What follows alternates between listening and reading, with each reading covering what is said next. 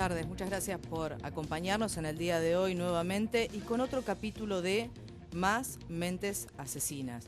Vamos a estar hablando nuevamente del caso de Fernando Pastorizo, pero no solamente vamos a estar hablando de la investigación que se llevó adelante, donde finalmente Nahir Galarza fue sentenciada, sino también vamos a estar hablando de la parte mediática, de cómo la familia de Pastorizo terminan teniendo enfrentamientos entre ellos solos, entre la hermana de Fernando Pastorizo, entre el padre de Fernando Pastorizo, una postulación a una especie de bailando italiano con un video que él mismo graba y que después lo difunde. Ahora lo que vamos a ver es la crónica que se llevó adelante de cómo asesinaron a Nahir Galarza. Miren. Es un caso atípico. Los protagonistas son jóvenes a los que el futuro les sonreía, pero ahora uno está muerto y otra tras las rejas. La justicia va a decir cómo fueron las cosas y por qué pasó lo que pasó. El viernes 29 de diciembre, alrededor de las 5:30 de la madrugada, Nahir le propinó 2 disparos a Fernando Pastorizo con el arma de su papá policía. Le pega un tiro por la espalda mientras está arriba de la moto, están los dos en la moto, ella detrás, él está en movimiento, la moto está en movimiento, le pega un tiro por la espalda y luego el segundo tiro es en el piso. Lo dejó tendido en la calle junto a la moto que conducía. Mantenían desde hace 5 años un noviazgo con idas y vueltas. A la mañana hizo un posteo en Instagram Stories. 5 años juntos, peleando, yendo y viniendo, pero siempre con el mismo compromiso. Te amo para siempre, mi ángel. Luego se entregó. Nahir Galarza declaró en los tribunales, lo hizo en las últimas horas. Y confesó el crimen ante la justicia. ¿Por qué si no está probado ella tiene que estar detenida? Desde la defensa, intentaron acusar a la víctima para liberar la presión mediática sobre la acusada. Si ella le toca defenderse de alguien que es reconocidamente cocainómano, que fuma marihuana y que los amigos reconocían que se daba con ron y coca hasta las 10 de la mañana... La opinión pública se volvió en contra de la estrategia por inconsistente y siniestra. Nadie tiene que opinar, nadie, ¿por qué opina la gente si ni siquiera los conocen, ni siquiera me conocen a mí? ¿Por qué habla la gente sin saber? Más vale que esperen a que la justicia diga cómo fueron las cosas, después que hablen y opinen y digan lo que quieran. Los padres de Nahir comenzaron un raíz mediático en el que se contradijeron. Dijeron no conocer a Fernando para luego admitir que lo llevaron en el 2016 de vacaciones con ellos a Brasil. Por eso, desbordados, habrían decidido contratar a un manager de artistas para hablar con la prensa. Ella tiene que pagar por lo que hizo. Listo. La voy a acompañar. Ella se va al fin del mundo, yo me voy al fin del mundo con ella. Los testimonios la comprometen. Eso que los amigos dicen de que ella le venía pegando, ¿ustedes no estaban al tanto de eso? Bueno, está bien. Digamos que los amigos van a decir que le pegaba, ¿cierto? Todos vamos a creer lo que dicen los amigos. También la arrinconan las pruebas que indican que el joven no había consumido drogas. Ella habla primero de que sabía que a su novio lo había matado un policía. Sí. Después de que ella efectuó los disparos con el arma de su padre, policía tratando de despegarlo a él de este homicidio. En su celda, Nahir espera que su suerte procesal cambie. Mientras tanto, hace gimnasia, cuida su cuerpo y espera que, como las princesas de los cuentos, alguien la libere. Y mientras tanto se hizo una presentación y ahora va a tener que decidir la Cámara, una instancia superior, si es que confirma o revoca finalmente la sentencia a cadena perpetua. Estamos hablando de prisión perpetua, 35 años de prisión a una joven de tan solo 19 años. Más de la mitad de lo que ha vivido va a tener que pasar tras las rejas y finalmente esto se confirma. En el día de hoy nos está acompañando Hugo López Carribero. Muchas gracias por estar con nosotros nuevamente. Anadelia, mucho gusto. Buenas tardes, con todo aprecio.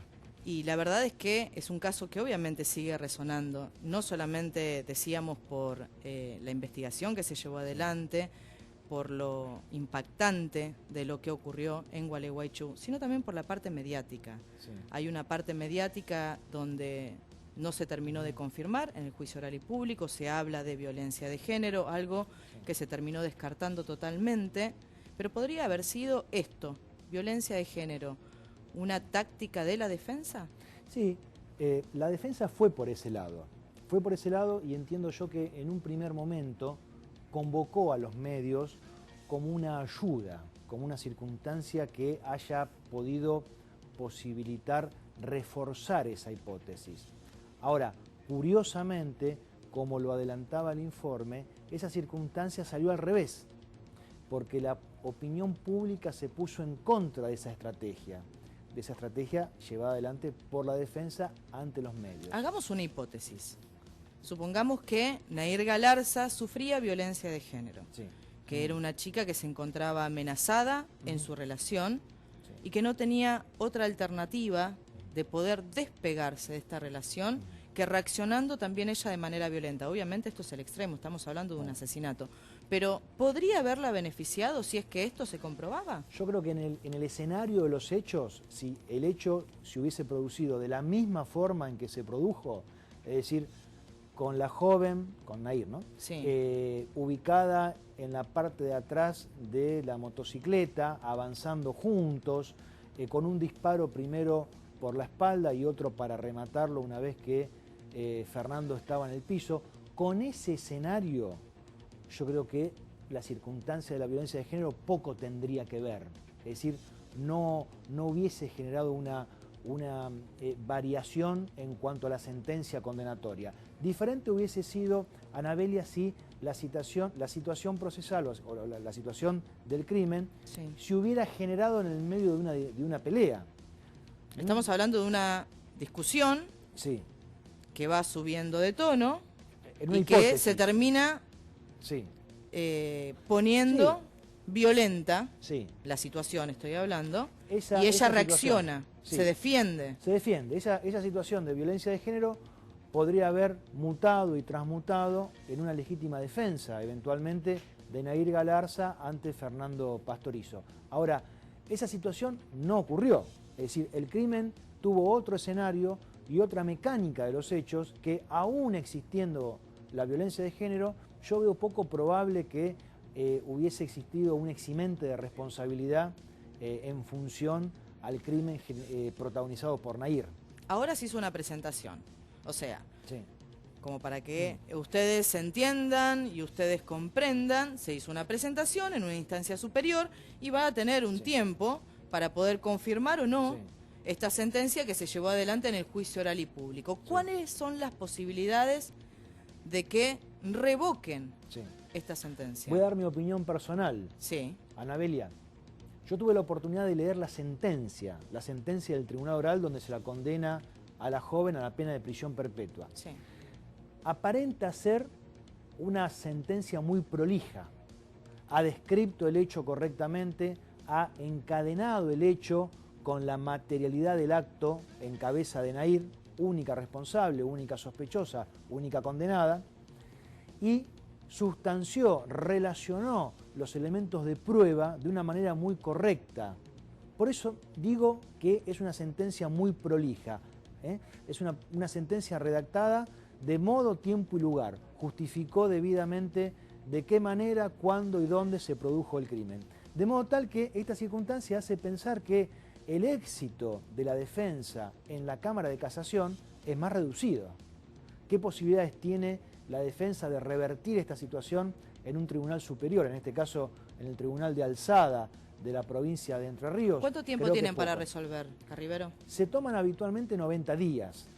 Lo pueden hacer antes, obviamente. Lo pueden hacer antes, por supuesto. Ahora, yo creo que tiene pocas probabilidades.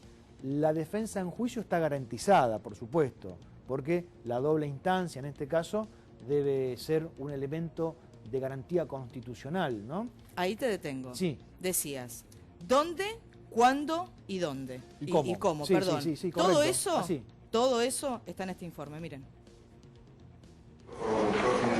Canal 26 viajó a Gualeguaychú para dar cuenta de una sentencia histórica en la cual en los tribunales de Gualeguaychú se conoció el veredicto por parte del tribunal encargado de juzgar a Nair Galarza, quien resultó hallada culpable de haber asesinado a quien entonces era su pareja, Fernando Pastorizo. El hecho ocurrió a fines del año 2017, aquí, donde estamos parados, Vamos a hacer la recreación de cómo suceden los hechos.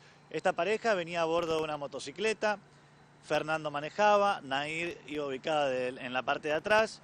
Lo que no sabía Fernando es que Nair estaba armada. Y justamente al llegar aquí al 1500 aproximadamente de la calle General Paz, Nair Galarza le propina un tiro, un disparo a corta distancia, entre 30 y 50 centímetros.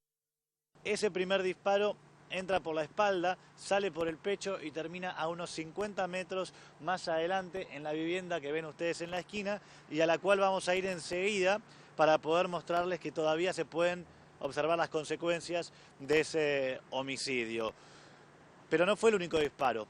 Una vez que estaba Fernando en el piso, la moto tirada aquí donde estamos parados nosotros, ella con el mismo arma le dispara un tiro ya de frente, es decir, lo remata. Pero lo cierto es que vamos a caminar, porque es el mismo lugar por donde probablemente escapó Nair Galarza luego de asesinar a Fernando Pastorizo. Llega aquí casi a la intersección de la calle Avellaneda, un remisero que casualmente estaba llevando un pasajero a su vivienda, observa que estaba el cuerpo tirado y al lado una segunda persona, Nair Galarza.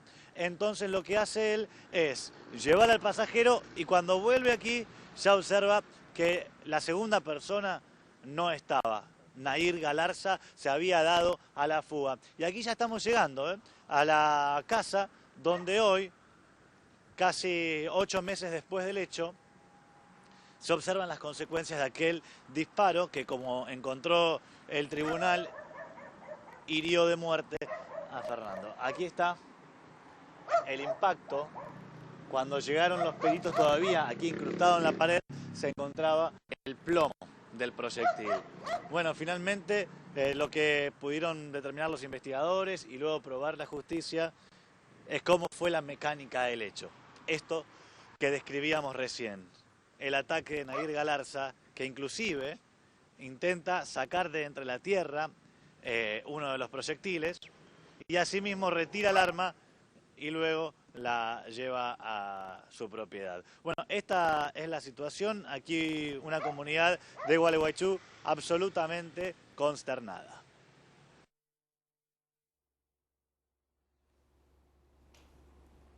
Pero también hubo un veredicto, también hubo una sentencia que vamos a estar discutiendo en minutos nada más con Hugo López Carribero, también Jorge Sonsini, que nos está acompañando en el día de hoy, y obviamente él nos va a estar dando detalles, no solamente de qué es lo que se está defendiendo desde la familia de Nair Galarza, sino también por qué creen que las pruebas que se habían presentado de violencia de género no fueron tomadas en cuenta. Vamos a escuchar unos minutos nada más la sentencia de Nair Galarza. Este tribunal ha arribado al siguiente veredicto por unanimidad, que es el de condenar a Nair Mariana Galarza, de las demás condiciones personales obrantes en autos, como autora penalmente responsable del delito de homicidio calificado por ser de una persona con quien ha mantenido relación de pareja, a la pena de prisión perpetua y accesorias legales, artículos 5, 12, 45 y 80, inciso primero del Código Penal de la Nación. Los fundamentos de esta sentencia, como fuera adelantado al cierre del debate, serán dados a conocer el día 24 del corriente mes y año a partir de la hora 11. En lo que respecta a la solicitud de prórroga de la prisión preventiva formulada por el Ministerio Público Fiscal y por las partes querellantes, no obstante remarcar la vigencia de la regla general de la libertad del imputado, que encuentra su génesis en los artículos 14 y 18 de la Constitución Nacional, artículos 7 y 54 de la Constitución Provincial, al igual que en los artículos 1 de la Declaración Americana de los Derechos y Deberes del Hombre, 1 y 3 de la Declaración Universal de Derechos Humanos, 7 de la Convención Americana sobre Derechos Humanos y 9 del Pacto Internacional de Derechos Civiles y Políticos, que ha sido receptada por el artículo 334 del Código Procesal Penal, como así también el carácter cautelar y excepcional de la medida de coerción, entiende el tribunal que en el sublite se verifican las condiciones que ameritan cautelar el proceso con el propósito de asegurar la efectiva aplicación de la ley conforme al artículo 335 del Código Procesal Penal. En tal sentido, y siguiendo el criterio ya fijado por este tribunal en las causas Fernández Flores y Ortiz, entre otras, considera el tribunal presente el riesgo procesal de fuga en el caso, a partir de entender verificada la pauta legal señalada en el artículo 355, inciso primero del Código Adjetivo, que con mayor razón aún cobra importancia a partir de la grave pena que se ha propuesto en el acuerdo, puesto que ya no se trata de una pena en expectativa, sino de una penalidad concreta y de efectivo cumplimiento, cuya elusión por parte de la encartada tornaría ilusoria la aplicación de la ley penal, siendo significativo remarcar que estamos ante la máxima penalidad prevista por el Código Penal, que ante un pronunciamiento condenatorio como el que ha arribado este tribunal se traduce en un aumento proporcional del peligro de fuga y la posibilidad del consecuente incumplimiento de la condena por parte de la condenada.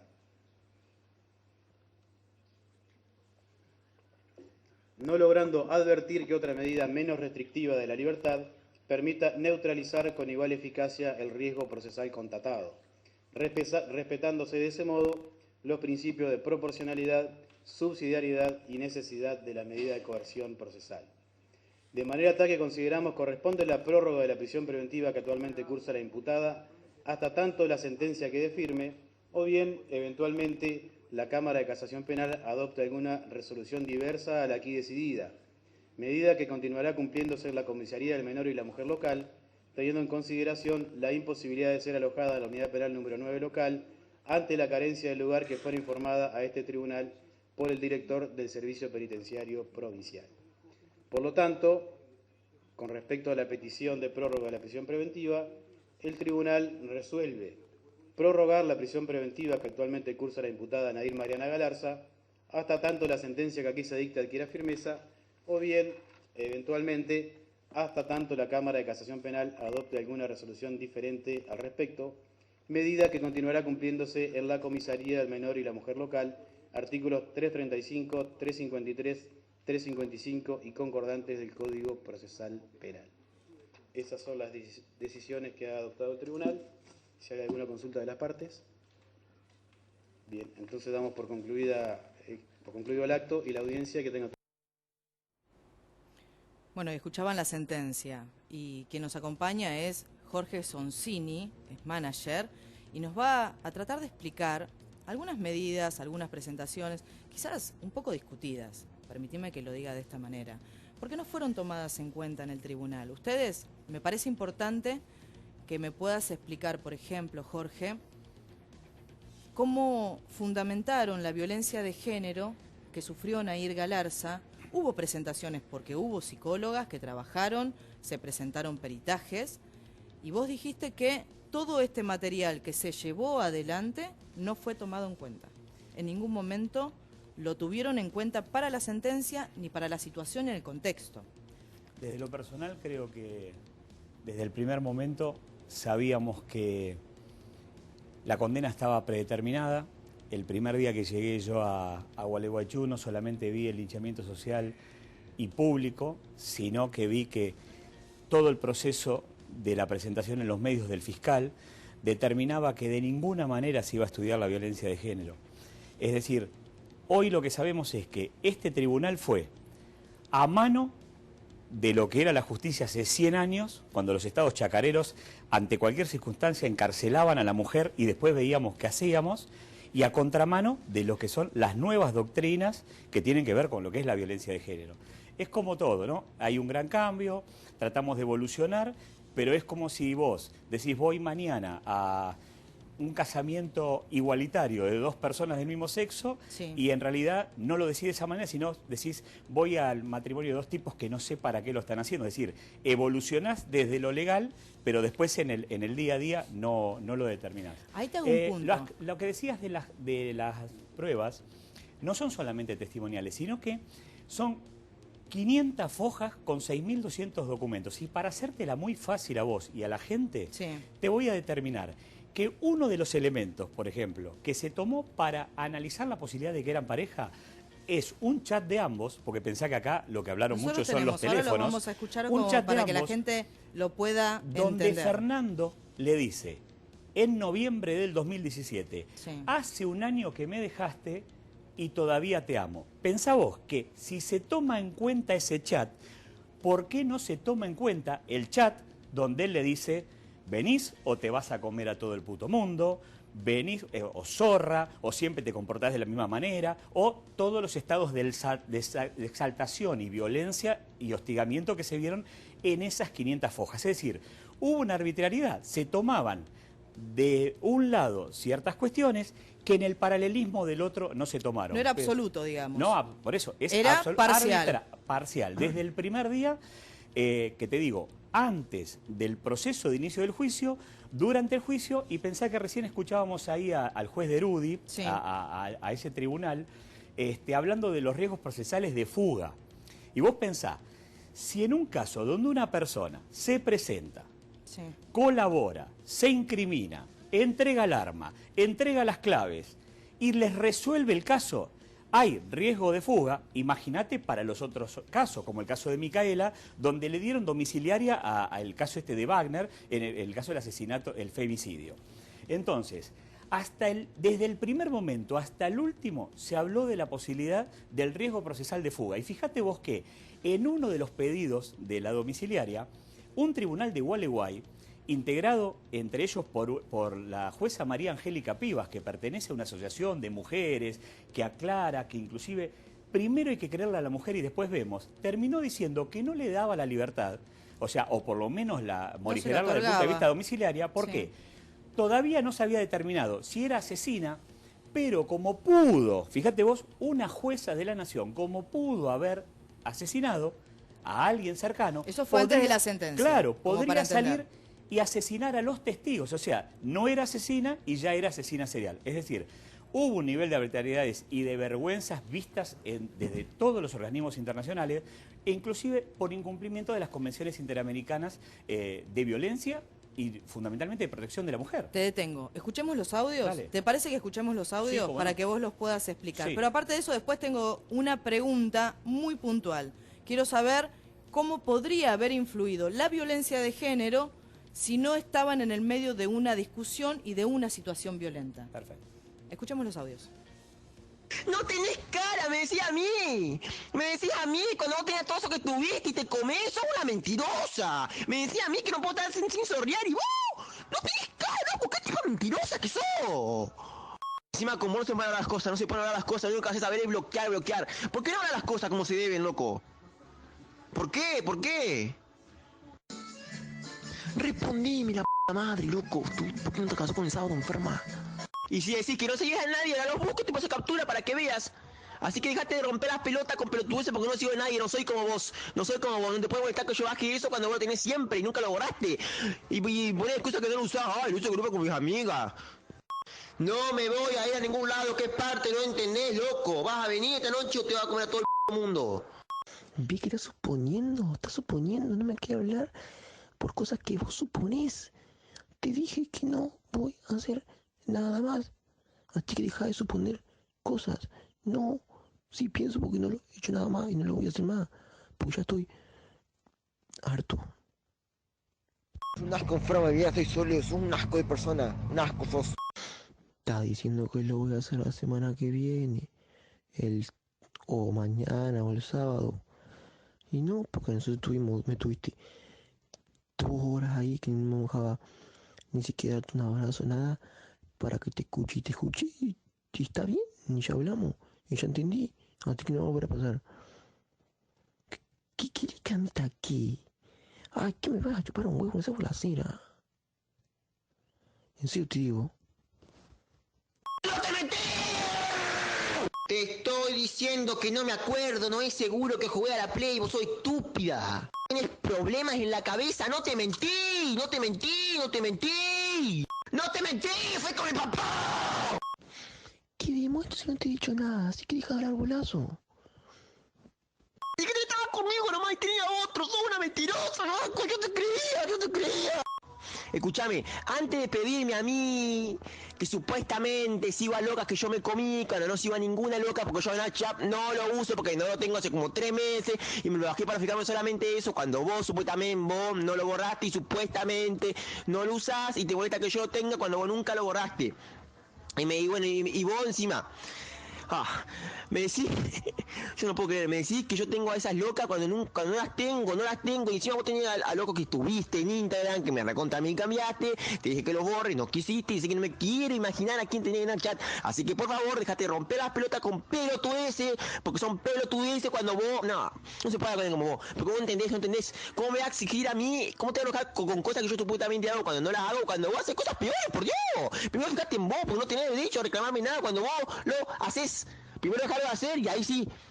No te mentí, te puede ir a la de su madre, tu amiga enferma, y no te entendés que nunca fue con mi viejo, estúpida, a preguntarle a mi papá, mentirosa de mierda. Bien ocupado y me estoy mirando la madre. Estoy con todas amigas, no estoy en ninguna previa. Ahora cuando se vayan a la previa voy a tu casa. Cortala, por favor. ¿Me vas a ver hoy o qué? No puedo ni escribir. Eso fue antes de lo que hablamos. ¿Qué dijimos? ¿Qué dijimos? Yo no sabía qué inventar, loco, para no hablarme. Y eso que si vamos a estar juntos, que vamos a bajarnos los brazos, que vamos a estar bien. Y yo no voy a hacer nada y vos tampoco, en teoría. Así de cortona. ¿En serio? Y encima... ¡Parar será porque si no hice nada! Espero que no estés haciendo loco mirando a todas porque cuando vengas ni piensa que te voy a dar bola. No hice absolutamente nada, no entendés. ¡Cargando! ¡No me cansé! ¡Ya querés pelear de nuevo! No te mentí, fui con mi papá. No entendí que eso fue antes y lo que hablamos me está jodiendo. ¿Qué parte no entendí? Encontré una página que te hacen fundas personalizadas, así que te voy a tener que regalar una funda con mi cara, bien grande, así lo pones. ¡No tenés cara! ¡Me decís a mí! ¡Me decís a mí! Cuando vos tenés todo eso que tuviste y te comés, sos una mentirosa. Me decís a mí que no puedo estar sin sorrear y vos no tenés cara, loco. ¿Qué tipo de mentirosa que sos? ¡No te metí! Y que te estabas conmigo nomás y tenía otro. ¡Sos una mentirosa, loco! Yo te creía. Un asco enfermo de vida, estoy solo. Sos un asco de persona. Un asco sos. A ver, cuando uno escucha este tipo... Cuando uno escucha este tipo de conversaciones, llamémoslo de esa manera, la verdad que entiende que había un conflicto entre ellos. Eso creo que es un capítulo aparte. Lo que pasa que uno, lo que piensa o lo que yo pienso que pudieron haber interpretado desde el juzgado es quizás que no estaban en una situación violenta en el momento que ocurrieron las cosas. Ellos no creyeron en ningún momento de que el arma la había retirado Fernando. Yo te digo lo que dijo el fiscal. Sí. Me lo crucé en el piso de un programa de televisión cuando él hizo toda la gira. Y lo que él planteó es que la violencia entre ambos no existía simplemente por una cuestión, porque no fue denunciada. Y todos aquellos que hemos viajado por las provincias, que escuchamos a la gente, que hablamos con las familias, sabemos que no se denuncia en las provincias ni el incesto. Pero no se derribaría eso, viven Jorge. el abuelo que abusó de la nieta con el hijo que tuvieron con la hija diciendo que es del vecino. Es decir, y por no denunciar, pero la interpretación no de que estudiar Nair, el contexto total por ejemplo, de lo que pasó, es que estuviera vergonzoso. estudiando Derecho, que el padre fuera policía. Estigmatizar, decís vos, porque eso no debería tener Sí, ningún punto. es una forma. Si me preguntás de esa manera, te digo, quizás sí es una forma de estigmatizar. Uno hace un contexto de la situación y piensa que quizás ella está mucho más resguardada que otras mujeres que se encuentran Si solas. querés te lo redondeo eso. Sí. Hija de un policía. Sí. Clase media, como dicen algunos, acomodada, una chica bien. Clase media, digamos. Y sumale, si querés desde lo oculto, el karma de tener que enfrentar a una estructura judicial patriarcal, machista y misógina, que entre los querellantes tenía nada más y nada menos que al ex ministro de Justicia. ¿Por qué desecharon la violencia de género?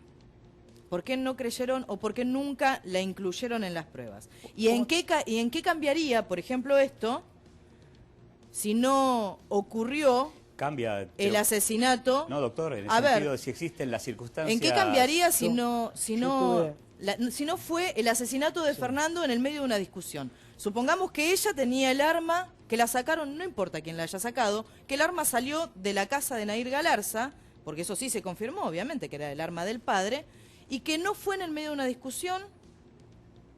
Por lo tanto, más allá de que haya violencia y un antecedente, quizás no se puede probar que ella se defendió, que tuvo miedo por su vida y se defendió. Jorge y Anabelia, yo tuve la oportunidad de leer la sentencia, la sentencia entera del Tribunal Oral. El Tribunal Oral toca la problemática de la violencia, está allí. Ahora, la desecha precisamente por el escenario en que se produjeron los hechos, lo que hablábamos más temprano y que fue materia de inquietud tuya hacia Jorge. Si se observa de qué manera se produjeron los hechos, donde la joven iba sentada atrás, se produce un disparo mientras iban transitando con la motocicleta, luego se produce o están otro. parados y ella tiene, no sé, Jorge, moretones en los brazos, una lastimadura en la cara. Eso es previo, O sea, lo de los moretones y todo, o sea, el contexto de violencia es no ese día solamente, sino los procesos a los que se llegan. Yo te doy un ejemplo de lo que me tocó a mí. En un momento yo veo que los fiscales, el fiscal, entrega a la defensa para estudiar los detalles del estudio de gendarmería.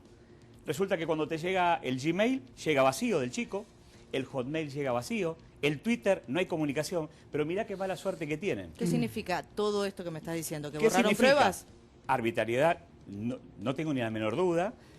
Fíjate vos qué mala suerte que tienen, o que siempre la verdad obviamente prevalece, que yo entro al Hotmail de Nahir, nunca había borrado nada, y vos no sé si sabes que si vos me mandás mensajes directos a mí porque yo te bloqueo, porque quiero que entiendas algo. El 28 de junio de 2015 empieza la relación, esta relación tan conflictiva, y el 30 este chico ya estaba bloqueado. Es decir, desbloqueame, 800 llamadas 15 por días día. después. No, ¿Diferencia? Dos, 28 de junio del 2015 y el 30 de 28, te junio, había entendido 15, 2 perdón. días.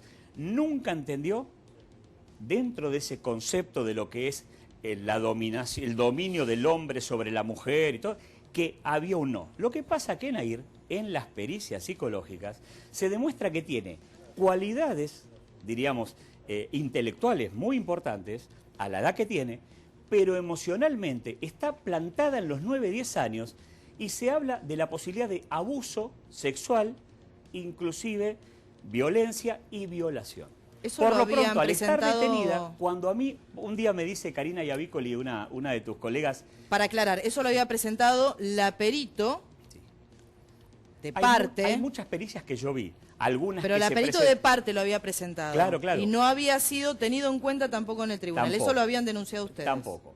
Pero vos lo que quiero que entiendas es que cuando en un momento una colega tuya me dice, ¿qué viste cuando viste a Nahir? Pues yo lamentablemente tengo una ventaja sobre muchos, porque estuve más de 8 horas con Nahir dentro de su celda y tengo la percepción que tenemos todos en la inmediación del verte cara a cara y de escucharte y tener mi sensación, si esta piba menudita, con ese esquema, con esa actitud, es capaz de premeditar, de armar lo que armó. Porque llegaba a decir que era una eximia tiradora. Una eximia tiradora, ¿sabes? Lo resuelve de otra forma. Lo arma en su casa, lo liquida en su casa y realmente varios peritos que han hablado conmigo me han dicho que nada le cierra de lo que ha ocurrido. Por eso yo también he dicho que cuando yo renuncio a renovar mi designación como vocero de Nahir, después de los primeros 3 meses, siento que en forma, digamos, independiente, como Vos no seguís consultor... trabajando para la familia de Nahir, Claro, no tenés ningún lo tipo que de sí dejé relación claro con en mi ellos comunicado fue que dejo de ser el vocero,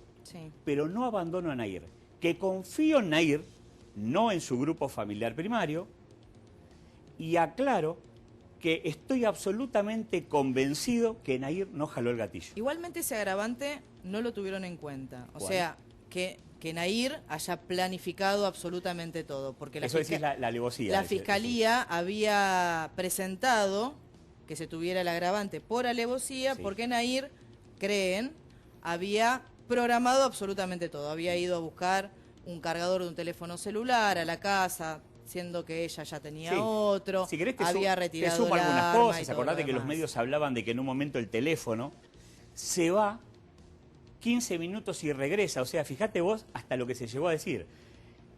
El chico fallecido, Nahir agarra el teléfono del chico, se lo lleva y cuando vuelve lo deja en el lugar de la escena donde ya tenés el remisero, la policía, los testigos.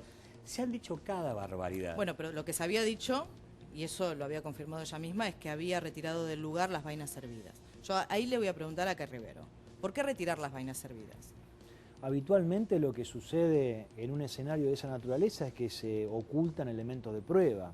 No digo precisamente que este sea el caso. Ahora, uno cuando observa una situación donde hay una persona sospechada de un crimen y donde esa persona habría retirado elementos de prueba, es precisamente eso, ¿no es cierto? La lectura que se le da en tribunales es esa, que era consciente de lo que pasó y que sustrae de ese escenario elementos de prueba que incriminan a la persona que... No, lo que ella aclara, persona, ¿no es cierto? Porque cuando ella se presenta, lo primero que habla es de el hecho. Comprometía lo asume, lo resuelve y cuidemos a papá, a mamá, porque se quedaba su hermanito con capacidades diferentes, huérfano. Resuelve esa problemática y ahí no dice más nada. Después, cuando amplía, diríamos, su declaración, habla de las circunstancias. Sensibilidad. Yo lo que me pregunto es, teniendo en cuenta que hay una persona herida y creyendo en absolutamente todo lo que vos me estás diciendo, de que disparó 2 veces de manera accidental. Sí. Yo tengo obviamente mi pensamiento, pero supongamos que es de esta manera. Que las yo te ayudo a lo que querés decir. Que las 2 veces disparó de manera accidental. Yo te ayudo. ¿Por qué se retiró del lugar? Yo te ayudo a lo ¿Por que qué querés decir. no sé si la palabra es lo abandonó, pero sí. Porque él estaba malherido y no sabía ella si había fallecido. Yo te y retiró las vainas servidas y se fue del lugar. Esa Nahir que te conté, sí, que tiene un estado emocional de 9 años, sí, que es una nena en el mano a mano, es una nena. Es más, cuando yo le pregunto la primera vez, ¿qué pasó? ¿Por qué te inculpaste? Y yo pensé que me iba a ser una expresión de una piba de 19 años. Y fue una nena que, para colmo, viste, es muy modosita, chiquita. Sí, es me dice, y me dijeron. ¿Quién le dijo? Bueno, y me dijeron. No hubo un, mirá, pasó esto. Es como que alguien le dijo, andá. Bueno, ahí es a donde quiero ir. Nahir tiene un grupo familiar muy particular. Un padre que en las pericias habla de una línea parental muy fuerte, muy cerrada. Y un grupo, pensá esto, estamos hablando de un policía que a veces yo tengo, obviamente, acordate que en mi comunicado digo, me corro por diferencias irreconciliables, es el general MacArthur con un ejército con gente averiada. Una mamá sumisa, Nahir con una capacidad de freno intelectual a los 9 años. ¿Sumisa es? ¿Nahir es sumisa también? Te dije, una mamá sumisa. Pero Nahir es sumisa también, sí, adoptó en la línea parental. Sí, y es más. Y tenés el hermanito con capacidad diferente que tiene una maduración de 3 años de edad. Pensá que a Nahir, a los 2 años, al año y medio, en vez de darle una Barbie, le dieron un hermanito para que cuidara. Es decir, Nahir era la chica perfecta dentro de esa línea estructural. Sí. Pero todos tienen una fascinación por ese padre, que habla ese padre, así diga la mayor de las idioteces, como tuve que escuchar yo. ¿Cómo qué? ¿Qué escuchaste? Por ejemplo, una arenga, donde nosotros decíamos, Nahir, expresate, mostrale a la gente lo que te pasa. Y esta persona parecía Caruso Lombardi diciéndole, vamos, se dio todo como yo te dije, no te doblegues. Era una cosa que iba totalmente contra nuestro proceso. Entonces, ¿pero a qué se refería cuando decía no te doblegues? ¿Qué esperaba que hiciera ella? En la fascinación de esa chica con ese padre, ¿te lo va a explicar alguna vez un psicoanalista? Sí. Ese padre, yo te voy a sacar de acá. Y ella cree que ese padre va a ir y la va a sacar, cosa que no ocurrió. Hace 7 meses que está adentro, y es más, con la primer condena a cadena perpetua, que el fallo no está firme, faltan las cámaras revisoras de casación penal que empezó hoy, falta la Corte Suprema, están ingresando los organismos de todo indica igualmente que lo va a guardar directamente presa en una unidad penitenciaria, claro, que va a ser trasladada. Porque volvemos a lo mismo del primer día.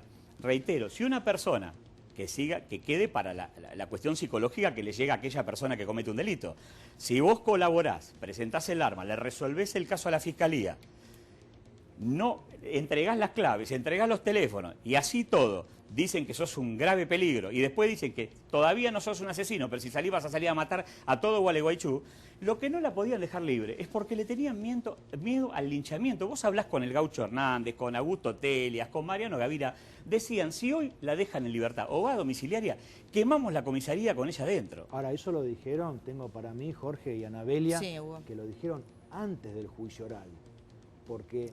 desde el primer momento. Por eso, ya sentenciada, ya condenada, la situación procesal cambia. Claro, por eso yo te estoy hablando de enero, febrero, marzo. Pero hoy estamos en una situación diferente. Pero tenemos que ir para atrás, ¿eh? No, para entender tenemos que ir para adelante, no para atrás. Para adelante fuiste hoy con la apelación. Tendríamos que ir con la apelación fuiste para adelante. Por eso, pero para adelante, con la apelación, se confirma la necesidad de una prisión preventiva porque ya fue condenada. Yo igual no coincido ni en el antes, Estado chacarero, que hace 100 años cada problema... Mirá, yo acabo de sumar una abogada y socia periodista que fue con quien desenmascaramos a Pastorizo y mostramos todo el árbol de violencia, misoginia, que todos los medios están hablando de dónde vivía Fernando, que también es víctima, como es Carla Pastorizo, como es Carla Pastorizo, como es su mujer. Fíjate todo eso que se procesó y lo que se logró. Dentro de ese esquema, desde el inicio hasta el final, nunca había otra posibilidad que dentro de Entre Ríos hubiese otro tipo de condena. Lo hablas con gente de ahí, como por ejemplo Paulo Cablan, que es de Gualeguay, y el primer día me dijo, olvídate, la primera no se mueven de la perpetua. Nos queda muchísimo material. El tema. Nos queda muchísimo material. Los comprometo para que vengan nuevamente porque hay mucho material que queríamos mostrar en el día de hoy. De hecho, el video también del padre de Fernando Pastorizo fue un video sumamente discutido, pero sumamente discutido, y no hablamos de la investigación ni nada que tenga que ver con la investigación y las pruebas, sí hablamos de una ética y moral en lo que en la apelación se muestra, y que queda claro que como figuran esas 500 fojas con 6.200 documentos, en la línea, los links de todos los medios internacionales y nacionales que hablan de esto, donde tuvimos que salir a buscar a Europa un anzuelo, porque acá para todos el caso estaba cerrado, está en esta apelación que ingresó hoy.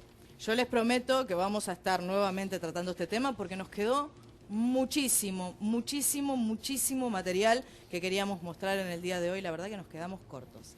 Les agradezco muchísimo por haber venido. Muchas gracias, Hugo López Carribero, por habernos acompañado en el día de hoy. Y Jorge, también te comprometo para un próximo especial de Más Mentes Asesinas. Hasta el último día de todo este proceso. Esto no digo que recién empieza, pero tampoco terminó. Bueno, yo te comprometo para otro especial de Más Mentes Asesinas y nosotros nos despedimos. Hasta la semana que viene. No se olviden que estamos todos los domingos de 1 a 2 de la tarde. Gracias por acompañarnos.